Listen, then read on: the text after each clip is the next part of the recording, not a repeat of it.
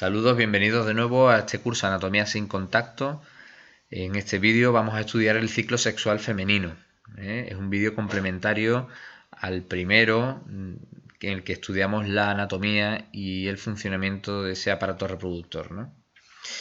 Bien, recordando el vídeo anterior, decíamos que la mujer en la etapa fetal produce todos los ovocitos necesarios para su ciclo sexual, ¿no?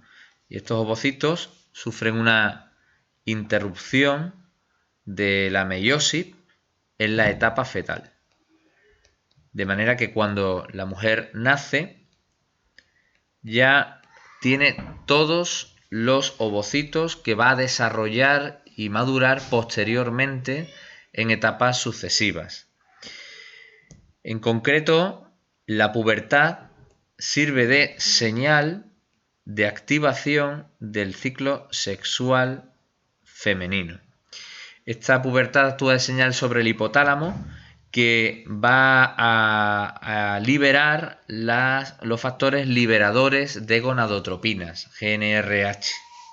Estos factores liberadores de gonadotropina van a hacer diana en la hipófisis a través del sistema porta, en la hipófisis anterior, y esta hipófisis va a verter al torrente sanguíneo las gonadotropinas, en concreto la hormona estimulante del folículo, FSH, y la hormona luteinizante, LH.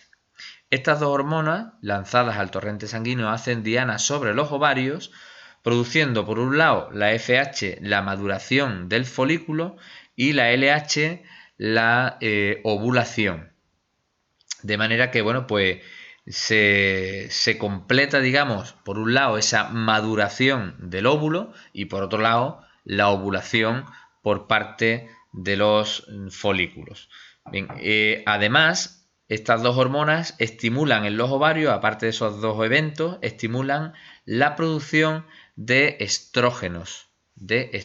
Estos estrógenos van a ser importantes porque van a permitir el desarrollo del endometrio uterino, de manera que se produce la primera menarquía, el primer sangrado, que se conoce con el nombre de menarquía, ¿vale?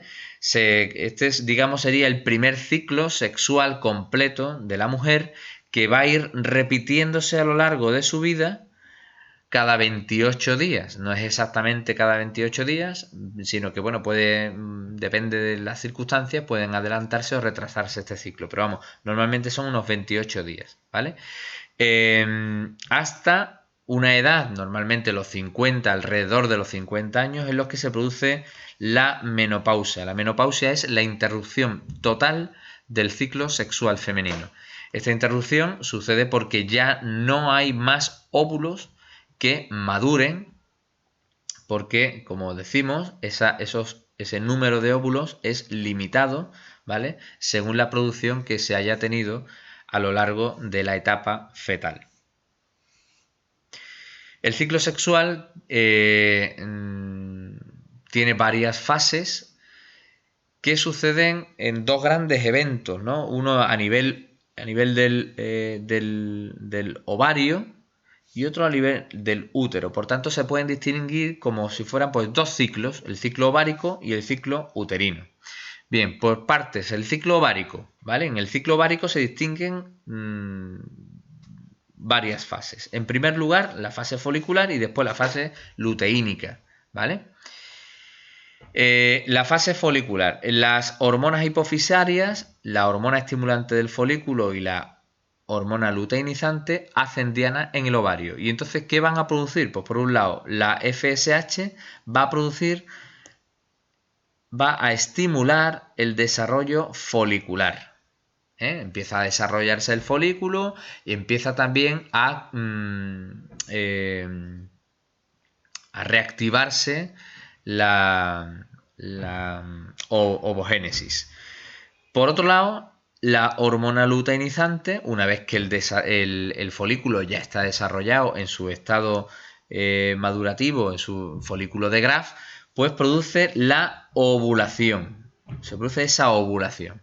Una vez que se ha producido esa ovulación, la hormona luteinizante va a seguir estimulando a ese cuerpo lúteo, que es lo que queda de ese folículo una vez que ha ovulado, ese cuerpo lúteo, que va a producir también progesterona. Finalmente, pues se produce la degeneración folicular. ¿Vale? Bien. Por otra parte, en el útero va a recibir esa estimulación de estrógenos que se han sintetizado en el folículo, de manera que esos estrógenos van a estimular el desarrollo del endometrio. Estamos en una fase proliferativa que se llama, porque lo que está haciendo es proliferar el endometrio, es decir, crecer. Una vez que ya se ha producido la ovulación, como hemos dicho antes, el cuerpo lúteo, lo que queda de ese folículo, el cuerpo lúteo va a producir progesterona. Esa progesterona va a activar la fase secretora del ciclo uterino. ¿En qué consiste la fase secretora? Pues que aparte de que se sigue aumentando el tamaño del endometrio, ese endometrio empieza a tener una función de secreción de ese moco uterino para facilitar el implante del óvulo fecundado. Si finalmente no se implanta o finalmente no ha ocurrido fecundación, pues el cuerpo lúteo degenera totalmente, ese folículo degenera totalmente, de manera que la progesterona también disminuye, la secreción de progesterona por parte de ese cuerpo lúteo, y se produce entonces la menstruación. La menstruación es ese sangrado, ese desprendimiento de el endometrio que ha venido proliferando desde los inicios del ciclo, comenzándose con esta menstruación otro ciclo sexual de 28 días.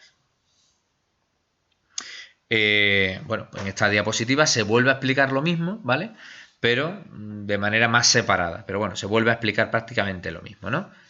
Echamos un vistazo, pero básicamente es lo mismo que he explicado en la diapositiva anterior.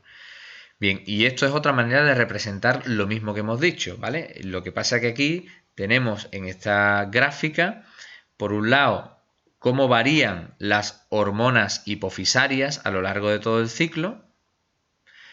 Esta variación de hormonas hipofisarias provoca cambios a nivel del ovario, y estos cambios a nivel del ovario provocan a su vez cambios hormonales por parte de las hormonas que se están produciendo ahí en el ovario, en el folículo, ¿no? Y por tanto estas hormonas del ovario, que son los estrógenos y la progesterona, van a inducir cambios, estos cambios en los niveles de hormonas van a producir pues distintos eventos a nivel de la mucosa uterina, ¿vale? Normalmente se suele dar como primer día o primer inicio del ciclo sexual, se suele contar el día de la menstruación, ¿vale? Entonces la menstruación suele ser el inicio del ciclo, suele contabilizar como el inicio del ciclo, suele durar de 3 a 5 días, ¿vale? 5 días normalmente, 5, y a partir de aquí, bueno, pues ya se irían sucediendo la fase proliferativa, estamos hablando del ciclo uterino, y la fase secretora. Si veis en esta gráfica, pues también se produce una variación importante de temperatura en torno al día 14, que es el día de la ovulación, ¿vale? Que coincide además este día de la ovulación con un pico en los estrógenos y con un pico también de hormona luteinizante, ¿vale?